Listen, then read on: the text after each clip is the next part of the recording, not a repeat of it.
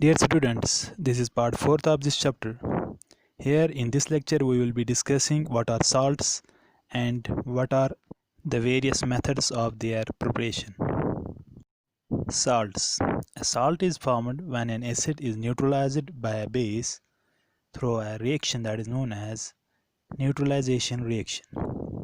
It contains two parts, that is cation from the metal part comes from the base and the non-metal part, that is anion, which comes from the acid, and as such acid and base react to form salt. Some examples of salts are sodium chloride, that is formed by the neutralization reaction of sodium hydroxide, the base, and hydrochloric acid, the acid. Similarly, potassium chloride from potassium hydroxide and hydrochloric acid, sodium sulfate from sodium hydroxide and sulfuric acid, potassium sulfate from potassium hydroxide and sulfuric acid, calcium nitrate from calcium hydroxide and nitric acid, ammonium nitrate from ammonia solution and nitric acid. Some uses of salts. Sodium chloride is used as a table salt and to preserve meat and vegetables. Sodium chloride is electrolyzed to obtain sodium and chlorine in the industry for industrial use. Ammonium nitrate and ammonium sulfate are used as plant fertilizers. Magnesium sulfate is commonly known as Epsom salt, is used as a bath salt. Now we will discuss the various methods of preparing salts. First we have action of acid on alkali. When acid and alkali react, they form salt and water.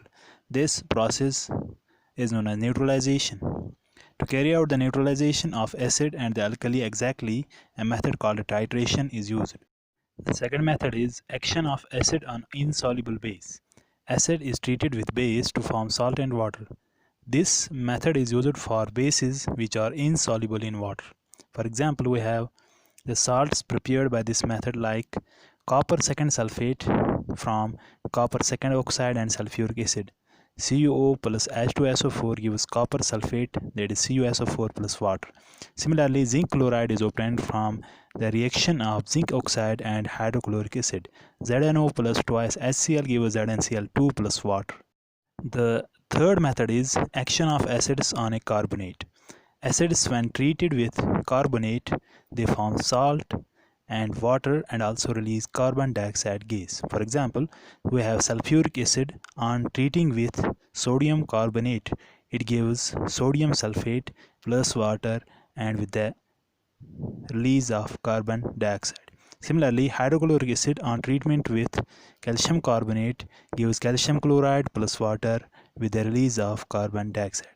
This method is similar to the previous method. Instead of the oxide, the carbonate is added to the acid. The fourth method is action of acid on a metal. Acids, when reacted with metals, they form salt with the liberation of hydrogen gas. For example, sulfuric acid on zinc, H2SO4 plus zinc, it gives ZnSO4 plus H2.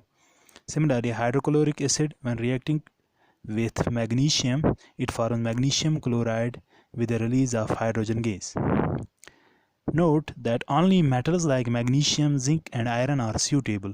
Metals like sodium, potassium and calcium are explosive with acids, while metals like lead and copper are unreactive with acids. The fifth method is double displacement or precipitation method. This method is used to prepare insoluble salts. Two solutions are mixed together to produce a precipitate of the insoluble salt, which can then be filtered off from the mixture. We have a solution of lead nitrate. It is reacted with sodium chloride solution to form lead chloride plus sodium nitrate. So the lead chloride that is formed as a precipitate can be extracted as an insoluble salt. These were some commonly utilized methods for the preparation of salts.